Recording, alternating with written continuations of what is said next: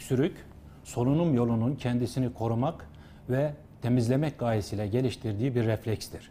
Fakat uzun sürdüğü durumlarda birçok hastalığın belirtisi olarak karşımıza çıkar. Biz öksürüğü akut ve kronik olarak ikiye ayırabiliriz. Akut öksürük bir aydan kısa süren öksürük olarak tanımlanabilirken bir aydan uzun süren öksürük kronik öksürüktür. Öksürüğün akut ve kronik olarak ayrılması altta yatan hastalıkların tanınması açısından çok önemlidir. Akut öksürük özellikle çocuklarda solunum yolu enfeksiyonları sonucunda meydana gelirken kronik öksürükte tablo çok karışıktır. Kronik öksürüğün başlıca nedenleri astım, alerjik astım, postnazal akıntı sendromu ve gastroözofagal reflüdür. Fakat çocukluk yaşında bu tablo çok karışık olarak görülmektedir. Bu nedenle çocuklarda kronik öksürük nedenleri araştırılırken çocukluk dönemleri göz önüne alınarak yapılmalıdır.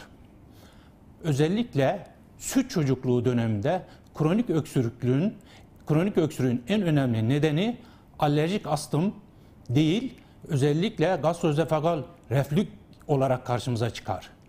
Astım ve enfeksiyonlar daha alt sıralarda yer alırken malformasyonlar bunlardan önce görülür. Erken çocukluk döneminde ise post enfeksiyöz öksürük dediğimiz solunum yolu enfeksiyonlarından sonra görülen öksürük daha sık karşımıza çıkar. Bunu daha sonra astım ve gastroözofagal reflü takip eder.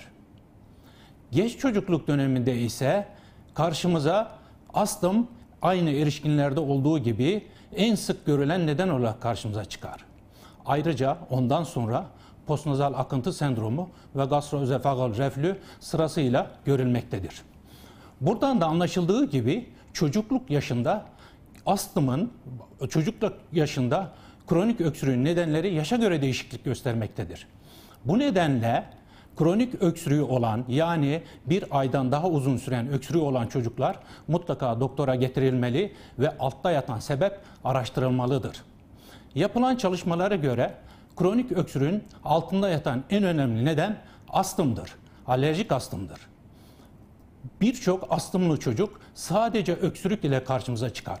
Bu nedenle sadece yıllarca, aylarca, günlerce, hatta yıllarca sürebilen öksürüğü olan çocuklarda mutlaka astım araştırılmalıdır.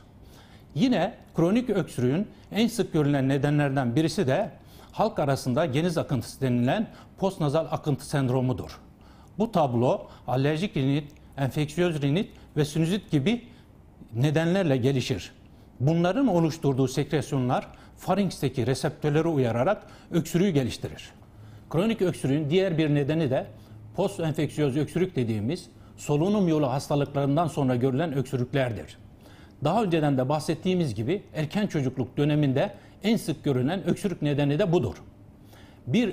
Diğer bir önemli neden de mide içeriğinin yemek borusuna kaçması ve oradan da solunum yoluna ulaşması sonucunda gelişen öksürüktür. Gastroözofageal reflüye bağlı öksürük en sık kronik öksürük nedenlerinden biridir.